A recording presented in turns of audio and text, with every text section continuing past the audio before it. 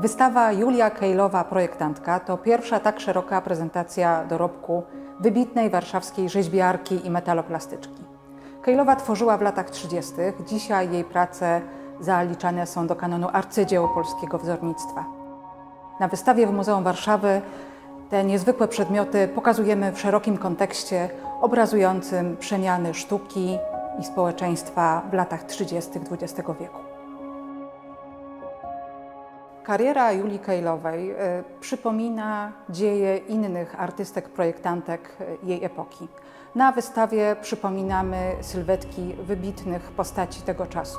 Pokazujemy pracę Soni Delaunay związanej z paryską bohemą, pracę Jutty Siki wywodzącej się z kręgu warsztatów wiedeńskich, a także postaci metaloplastyczek, rówieśniczek Julii Kejlowej, Christy Ehrlich tworzącej w Holandii i Sylwii Stawę pracującej w Szwecji.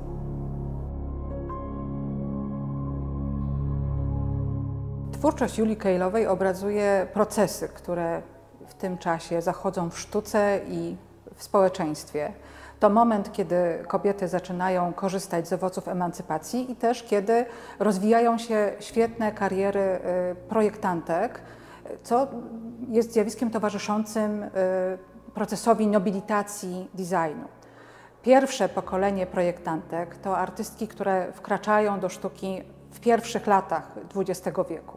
Sonia Delaunay i Jutta Sika pracują w dziedzinach kulturowo przypisywanych kobietom. To jest zazwyczaj tkanina albo ceramika. Pokolenie następne to są już artystki, które mają formalne, artystyczne wykształcenie i pracują w dziedzinach zazwyczaj kojarzonych z mężczyznami, czyli zajmują się metalem. Często też współpracują z fabrykami i ich projekty są produkowane w seriach, szerzej dostępne.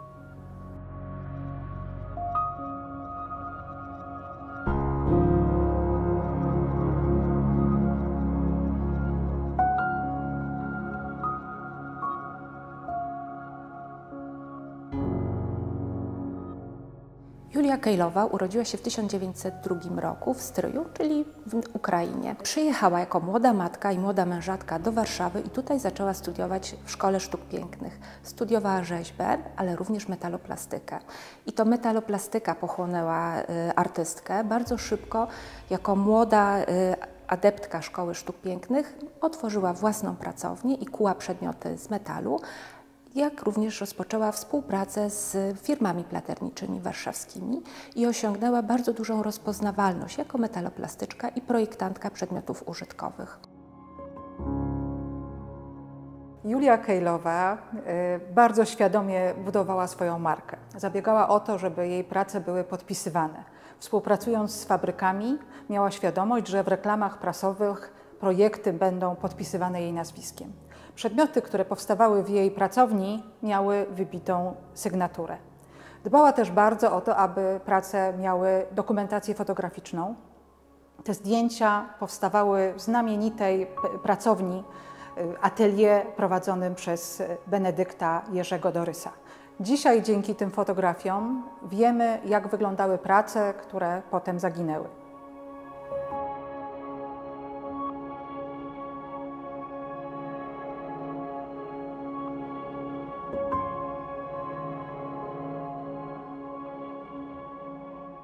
Julia Kejlowa tworzyła w stylu Art Deco. Styl Art Deco to styl modny w latach 20. i 30. XX wieku w Europie i w Ameryce. Był to styl, który preferował wszystko, co nowoczesne. Dlatego odwoływał się do sztuki awangardowej, ale także sztuki pozaeuropejskiej. Uwielbiał geometryzację, proste bryły i proste kształty. Również plamy barwne, które kontrastował ze sobą. Bardzo chętnie wprowadzał też ruch i dynamikę, która była kwintesencją nowoczesnego życia i takich szalonych lat 20. XX wieku. Julia Kejlowa rozwinęła karierę, która trwała 7 lat. To jest bardzo krótki okres, ale w czasie tych 7 lat stała się na tyle rozpoznawalna, że uczestniczyła w polskich wystawach zagranicznych, takich jak w Paryżu w 1937 roku, czy w 1939 roku w Nowym Jorku.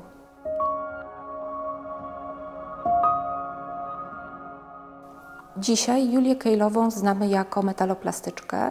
Była ona jednak też rzeźbiarką i w czasie całej swojej kariery artystycznej regularnie wystawiała rzeźby. Niestety prawie wszystkie rzeźby zostały zniszczone w czasie II wojny światowej. Na wystawie możemy zobaczyć tylko 2, które zachowały się do dzisiejszych czasów.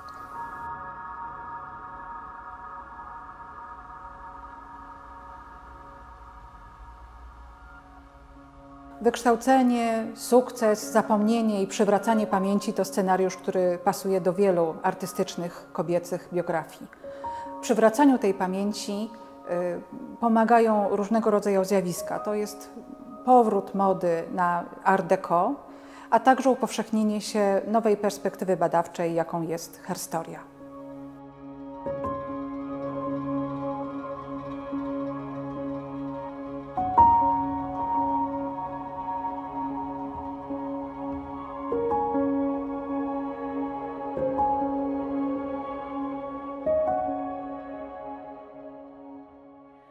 Julia Kejlowa studiowała w Warszawskiej Akademii Sztuk Pięknych.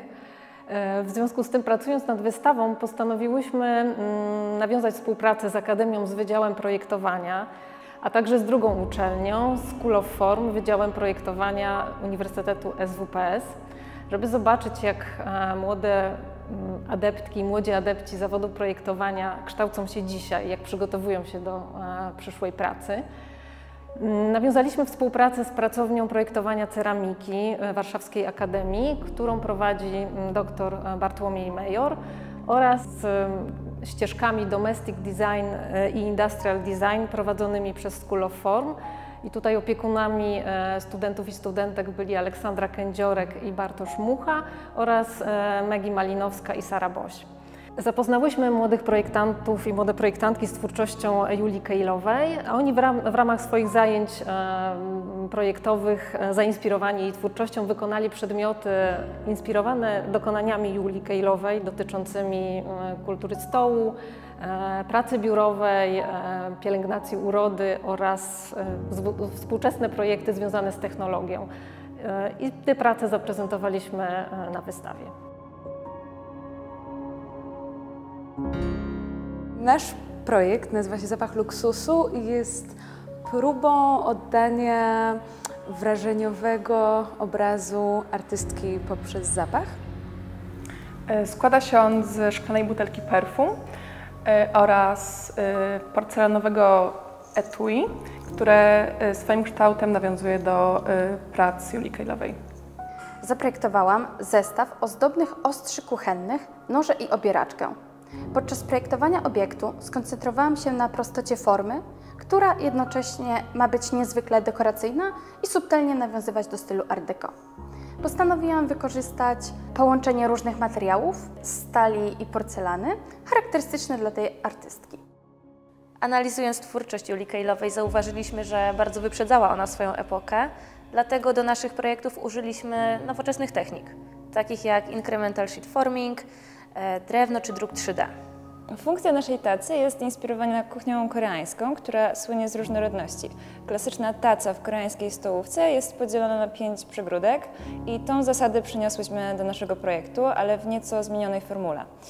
Stosunek wielkości i ilość przegródek odpowiada składnikom zrównoważonej diety, dzięki czemu taka taca z gotowym szablonem umożliwia łatwe i zdrowe komponowanie posiłków.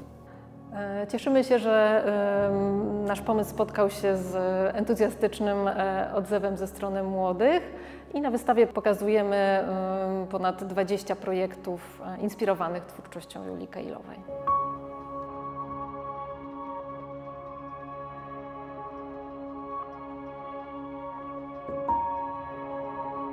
Wszystkich miłośników designu, Art Deco i oczywiście Julii Kejlowej zapraszamy do Muzeum Warszawy, do głównej siedziby na rynku Starego Miasta. Wystawa jest czynna do 1 września.